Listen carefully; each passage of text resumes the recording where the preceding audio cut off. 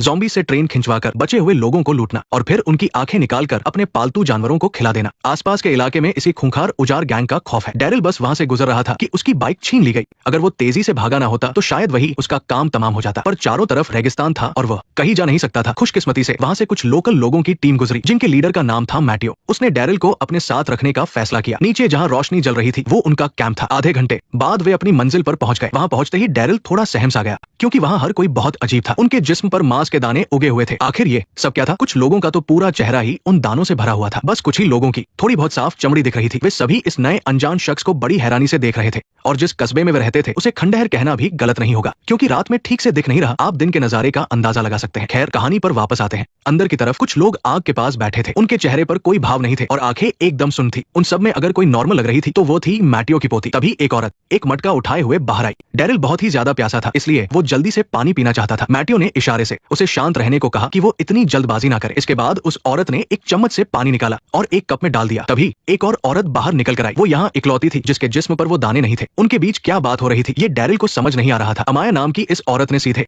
किसी से कहकर पानी हटवा दिया, फिर टूटी फूटी अंग्रेजी में बोली, ये पानी हम सबके जिंदा रहने का सहारा है। इतना कहकर वो मुड़कर चली गई। ऐसा लगा जैसे उसे समझ नहीं आया कि मैटियो किसी अजनबी को यहाँ क्यों ले आया। डैरिल को बात समझ आ गई और वो शर्मिंदा होकर अपनी जगह पर वापस बैठ गया। तो यहाँ पानी की इतनी कमी थी। मैटियो चाहता था कि वो डैरिल को सारी बात बताए, लेकिन जुबान की दिक्कत की वजह से वो उसे सीधा पानी के टैंक के पास ले गया। डैरिल पास गया और टैंक को थपथपाया। फिर उसने सूखी जमीन को छुआ और उसे थोड़ी हैरानी हुई, इसलिए उसने इशारों में पूछा कि क्या सूरज की वजह से यहाँ सूखा पड़ा है। तब डैरिल को समझ आया कि असल में उनके साथ लूटपाट हुई थी। अमाया ने भी बताया, उजाड़ गैंग के लोगों ने हमारा पानी लूट लिया और उसे ट्रेन में रख दिया है। ट्रेन का नाम सुनते ही डैरिल सब समझ गया। ये वही लोग थे जो दिन में उसका पीछा कर रहे थे, वही कमीने। अमाया उससे बात करने को तैयार थी, भले ही उसकी अंग्रेजी ज्यादा अच्छी नहीं थी। डैरिल को भी बहुत सी बातें पता चली, जैसे कि ये सब लोग असल में कुष्ठ रोग के मरीज हैं। इन्हें लिम्बो लोग भी कहा जाता है, जिसका मतलब है जिंदा और मुर्दा के बीच फंसे हुए लोग। जब तक कोई उनके बहुत ज्यादा करीब न जाए ये बीमारी फैलती नहीं है। अमाया जो वहाँ इकलौती नॉर्मल इंसान थी, बड़ी मुश्किल से इन सबको जिंदा रखे हुए थी। और ये कस्बा इतना बर्बाद इसलिए हो गया क्योंकि जब ये सब शुरू हुआ था तब स्पेन में अलग अलग गुटों में लड़ाई छिड़ गई थी और उसी जंग की आग में सब कुछ तबाह हो गया। डैरिल ने भी अपने साथ हुई घटना के बारे में बताया कि वो तो बस बार्सिलोना जा रहा था। दोनों ने स्पेनिश में आपस में बात की और डेरियन से एक डील करने का फैसला किया। अगर वो उनका पानी वापस लाने में मदद करेगा तो बदले में वो उसे ये गाड़ी दे देंगे। हमारा पानी वापस लाओगे? 4-5 दिन हो गए, न पानी है न जिंदगी, कुछ भी नहीं है।